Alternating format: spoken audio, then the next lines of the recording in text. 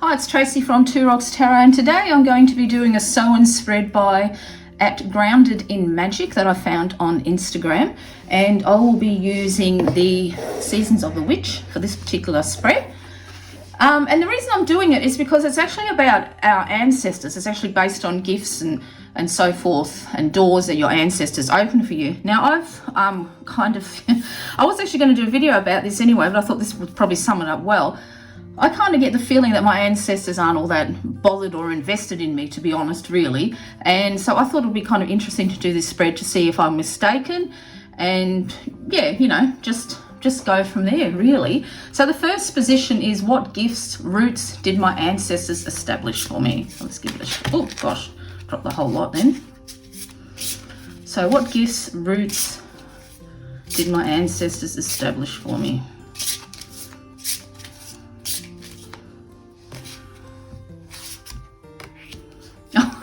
Wow, well, that's pretty amazing, isn't it? Witch.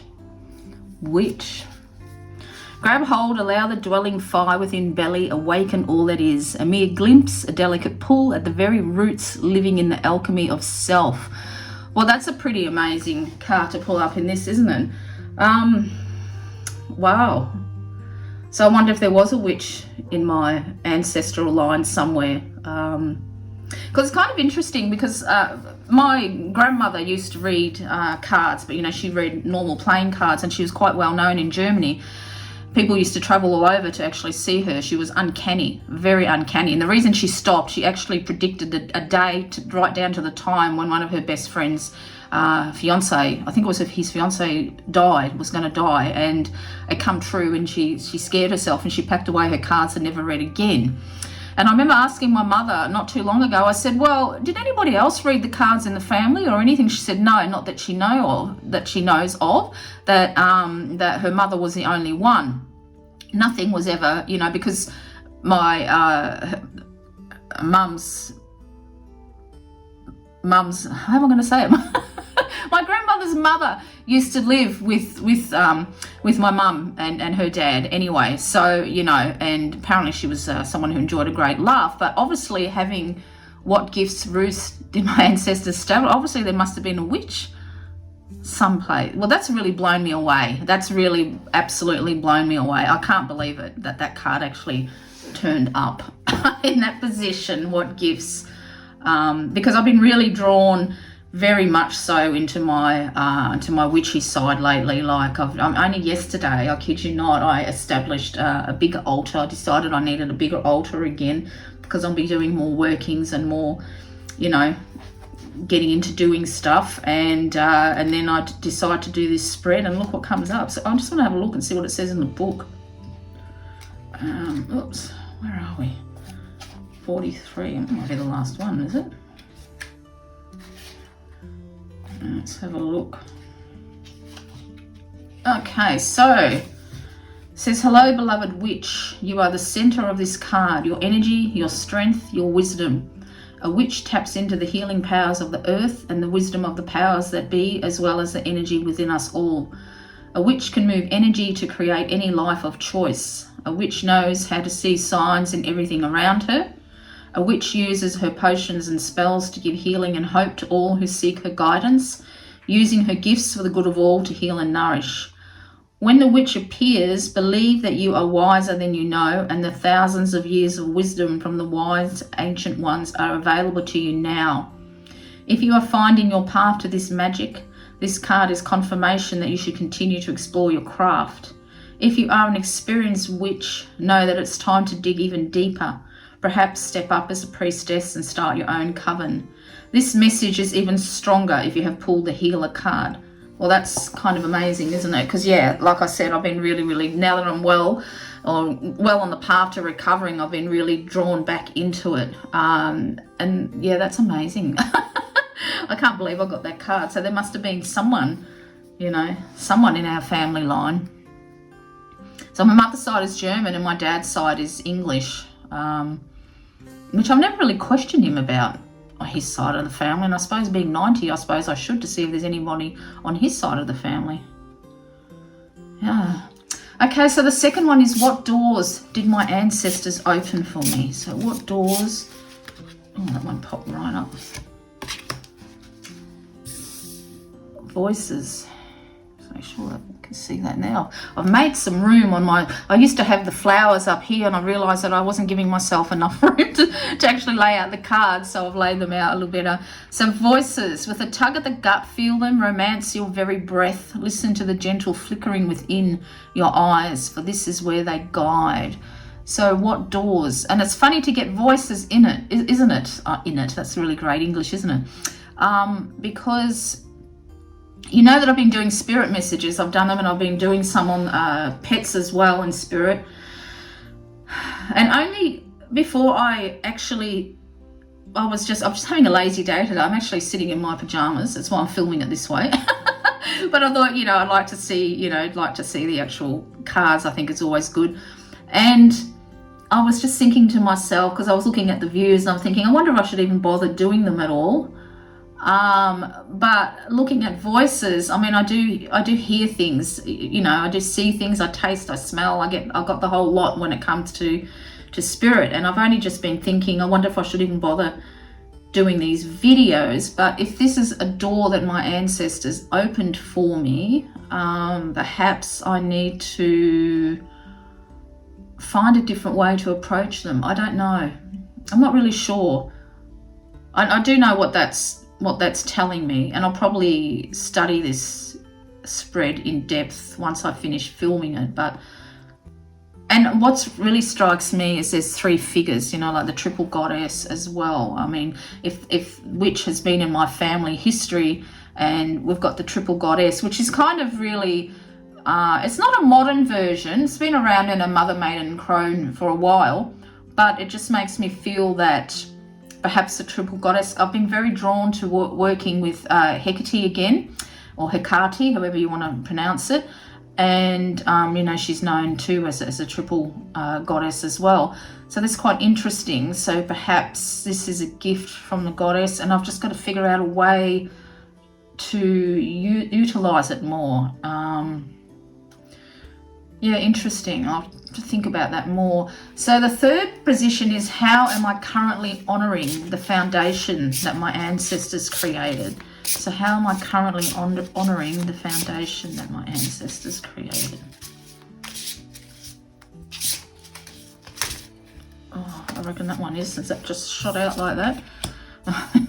Well, look at this. This is actually starting to blow my mind a little bit. Intuition. You hold the answers, you know the truth. Ancient ones await behind the doors of the mind. So how am I currently honouring? So, and I have been listening to my intuition for quite a while now. I mean, perhaps more so since I got diagnosed with cancer back in November last year. There was a lot of, like I said when I first found out that I had it, I cancelled my ultrasound because I only woke up with a sore breast. And then I decided, you know what, maybe I should go, even though it is better. And well, lucky I did, and I might not be sitting here. So yeah, intuition is something that I've been, really honing in this whole past year. I've always trusted my intuition. Oh, maybe not when I was younger. I mean, when we're young and foolish sort of thing. But in some ways I have always trusted, even though when I was young, like in things like that, if I meet somebody and if I don't like them, and I don't know why, I always sort of used to hold myself back, and sometimes it'd be a year or so, and then always something would happen and go, there he is. that's why you didn't like that person. So how am I currently honouring the and if it's being which voices is where really is doing what I'm doing, is trusting my intuition. It's kind of amazing. So what I'm going to do is I'm just going to move this up here so I can continue on. Yep, I'm going to see all that. Okay, so the fourth one is, what blocks me from fully honouring these ancestral gifts? So what blocks me?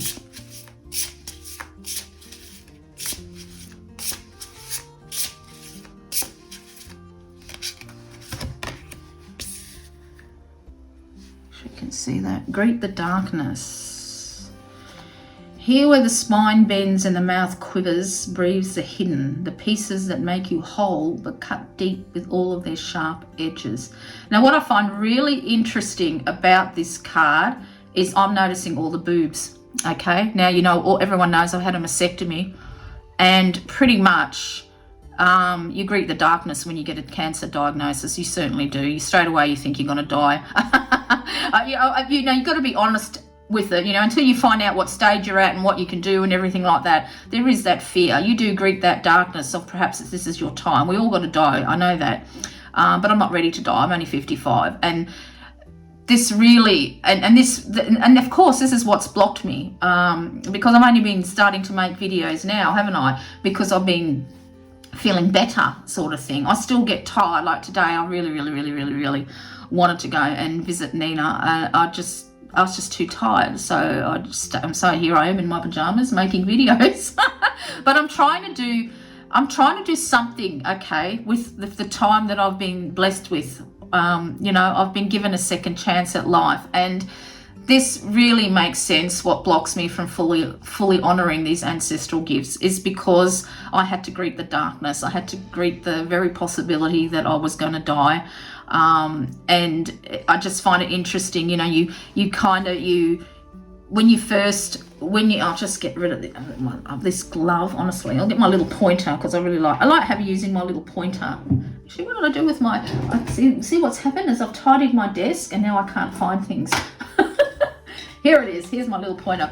What strikes me the most with this card is, okay, you first find out you've got your cancer, okay, and you really literally curl up within yourself. You think, oh my God, why? And the reason even more for me was because my husband's youngest daughter went through that when she was 2. And the first thing I thought is, why the hell does Aaron have to go through this again? Okay, my first thought was for him. And you literally curl up and you kind of die a little inside, all right? And then you sit up and you face it head on. Well, and then after that didn't last very long, that stage, before I sat up, right, what do I have to do to beat this crap? All right, what do I have to do? And then that very next week, I made an appointment with my breast surgeon. And then if you look at this image here, is lying down, and that comes all the scariest part of it, is getting all your diagnosis done, all your scanning, your images and things like that. And I mean, I'm still going to have to go through this every year for the next 5 years. I'm going to have to be tested to make sure that I'm doing all right, you know. So there's still going to be a little bit of that fear. So this is what's blocked me from fully honoring these ancestral gifts now at this time in my life, because I've been sick, because I had to greet the darkness. I had to actually face up to what I was going through, and in some ways, it's having this cancer has also, you know, it's going to sound really weird, but the older I got, the more scared I got of dying, because I'm really happy with my life with Aaron. Like, I'm really happy. And as the years went on, we'll be married for 18 years next January, you know, I was getting scared of dying. As soon as I found out I had cancer, that freaking fear went away. I kid you not, it just poof, it went. All I could think of is, what do I got to do to beat this? And it went away. And now I'm currently getting my teeth fixed. Now, that was a fear I had my entire life, scared of the dentist. I couldn't give a shit about it now. I go there all the time. They're absolutely fabulous. So I've really met the darkness in quite a lot of different ways this particular year. And yes, it did, because before I even knew I was sick, I wasn't getting many messages from spirit. A lot of messages from angels and the goddess and things like that, thinking it was for other people, but it was for me. And just to and I was wondering, gee, they're really quiet. I'm not getting any messages or anything like that. And you know, everyone who's followed my channel for a while knows that I have a spirit who smells very strongly of cigarette smoke, you know, around me. And the reason why they were quiet was because I was ill and they were giving me a break, quite literally. So this really makes absolutely perfect sense. So let's have a look at the next spread. The next position. And this one is, what possibilities does this block keep me from fully exploring? So what possibilities does this block keep me from fully exploring? Does this block, oh, that one come right up. Oh Jesus, this is a really grief. How's that, hey? Grief. It is but a mere glimpse of nothingness hidden away deep within the chambers of your morning, in the red clovers birthing lost illusion. Yeah, yes, it is true, isn't it? It's grief, yeah, because you do grieve. Now, I didn't grieve. A lot of women really gets them losing their hair. Okay, I didn't grieve that because I've always had short hair, as you know. But also a lot of women grieve when they lose a breast, or they lose both their breasts. So I've only got one breast left, but I didn't grieve for that either. The funny thing is, when I found out I had breast cancer, I couldn't bear to look at my left boob. I couldn't bear to look at it, to touch it. I hated it. I wanted it gone straight away, okay? I wanted to get it done straight away. I didn't want to go through 4 rounds of chemo, or 8 rounds you go through and then have the surgery. I wanted it done earlier, and I ended up doing it earlier anyway because it grew slightly after the first 4. But my oncologist said this often happens because it's inflamed. So, and the surgeon said it was deteriorating when he did remove my breast, but I thought I wanted to go ahead and get it done earlier. And my surgeon thought that was a good idea, and I'm really glad that I did with that. So as far as my body goes, I haven't got any grief with losing my breast or having lost my hair, it's pretty much, actually the length has come back quite quickly and thicker now. It's looking a lot more like myself. I had a go at dyeing it blonde. Went a little bit Lucille Ball-like, but it's sort of calming down now.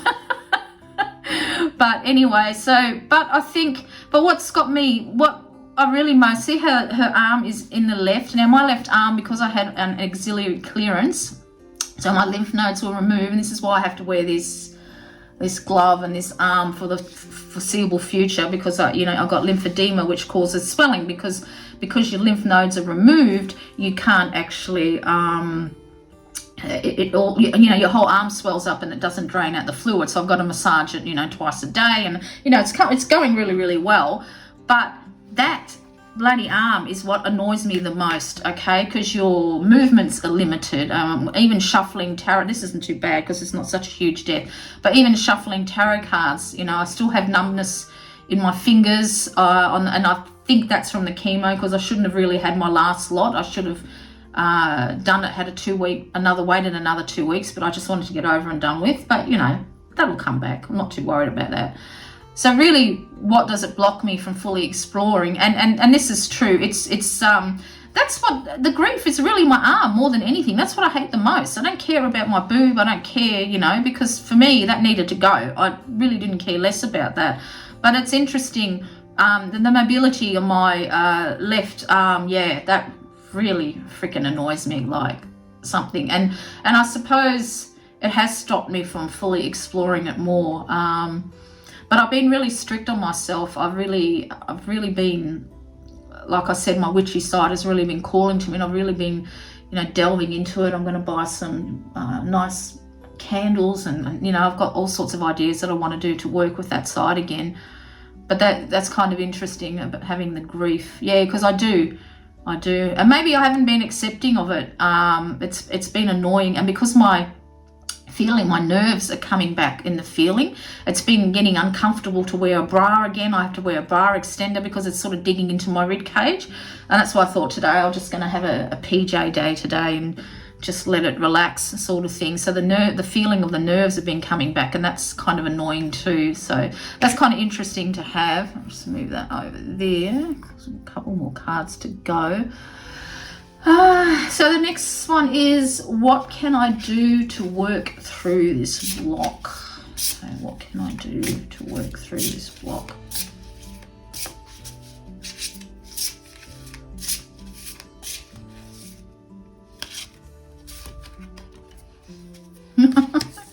Black cat, eh? There's a curious journey into the depths of the unknown, hidden so deep that only the brave will gracefully return with light in their eyes and shadow leading home. What can I do to, well, I'm going to actually look at the book for this one. Because I had a black cat. I've got her beautiful portrait looking straight at me above my little crystal shelf there. Let's have a look. I'm just interested to see. 7. Hello, cat with 9 lives. Cats are graceful creatures rivaling the snobbiest of humans. They are fiercely independent and value their time and space above all things. They are aloof yet love affection, and they put their health and well-being above all other things. Cats are also mysterious. They are the symbol of empowerment and setting boundaries. 2 qualities every witch needs to be successful in her craft. No wonder cats are a favourite among witches' familiars. When the black cat comes purring into your reading, you are being asked to find your independence. Grab some me time so that you can find your footing again. It is easy to get lost in the chaos when you have a lot going on. Taking a step back to see the bigger picture is the best way to get some fresh ideas about where to go next, how to solve a problem, or how to get out of a funk. Remember, me time doesn't have to be dramatic. Having a 20-minute coffee break at your local coffee shop can be just as rewarding as an all-day staycation. When it comes to me time, choose quality over quantity always. Black Cat asks you to learn the power of saying no. We all have to set boundaries and rules. We cannot expect others to know what is okay or not okay without some guidance.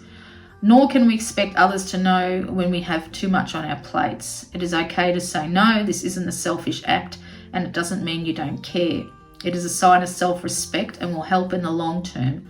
Those in your immediate circle, you cannot give what you do not have. Well, that's an interesting block, isn't it? So obviously, what can I do to work through this block is pretty much do what I'm doing, is finding myself again. What really struck me the most is this: it's easy to get lost in the chaos when you have a lot going on, and that's exactly right. I was only saying to Aaron, I kind of feel a little bit out of sorts since I've stopped my treatment, because you know, it's so full on when you get treated for cancer, particularly the radiotherapy stage, because you have to go every single day for like a 15 to 20 minute appointment, but you have to do it every single day. And I think that's why I'm enjoying staying home, just going out when I have to, sort of thing, because I had to go out so much. So really, it's really just about finding myself, isn't it? What can I do working through this block? Well, obviously my witchy side has been calling me again, and I've just got to keep on doing it, and don't feel bad if, you know, I get up with the intention of wanting to go visit somebody and then I just can't, because I just feel a little bit tired and I just need to be alone for a little bit longer. So that's fine. So what I'm doing is right, is correct. Black cat is, it's kind of interesting to have the black cat, isn't it? I mean, you know, of course, it always reminds me of my beautiful cat. All right, so the final card is, what doors can I open for those that come after me by doing this work? I reckon 2 come up for this position, so I'll pop that there. This is the first one. The underworld. Now, can you see all that in there? Oh, look at that. I fitted everything in. Hand over your known. A shift is near. Take a leap. Your journey is clear. What doors can I open for those that come after me by doing this work?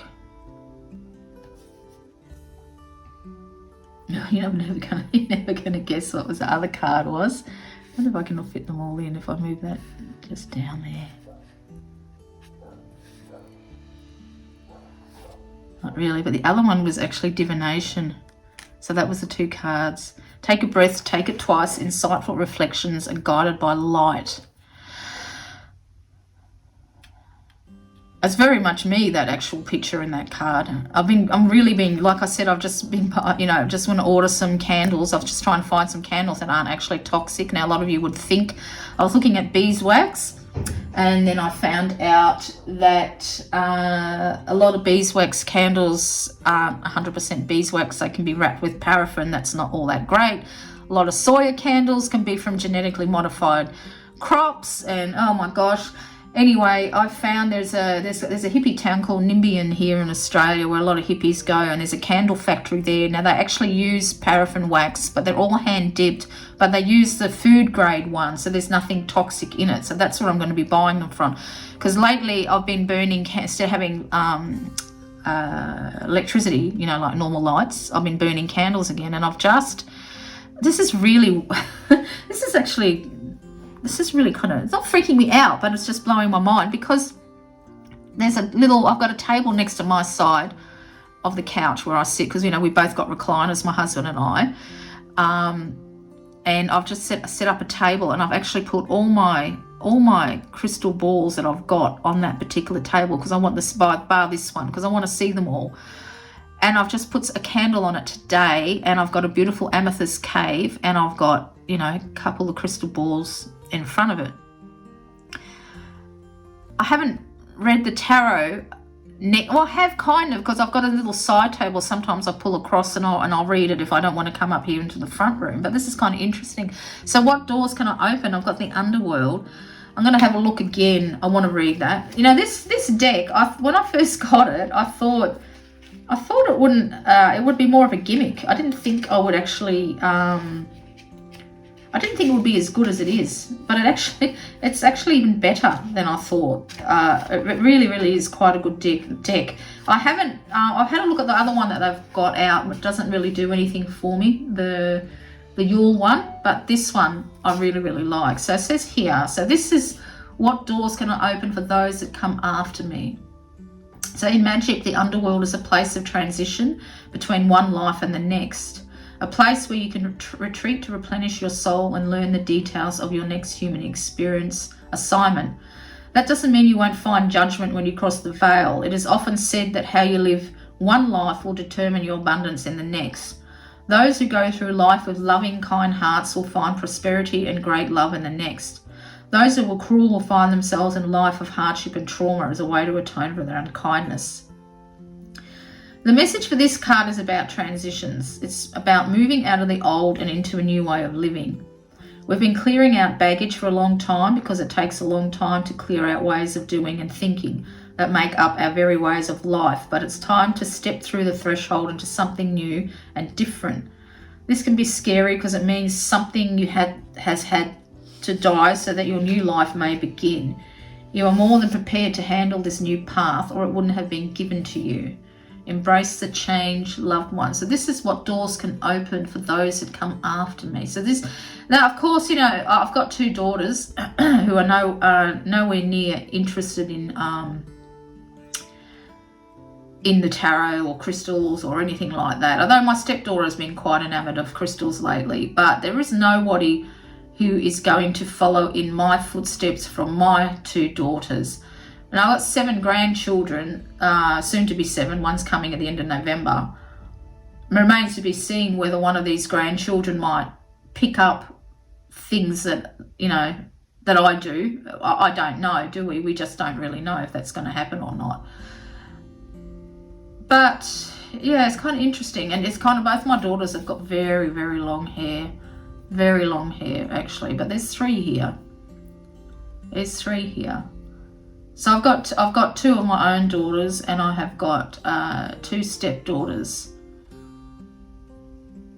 But I can't really see them doing what I do. So I don't really know about that one. I mean, who knows? Who actually knows if one of them will take it up for those that come after me?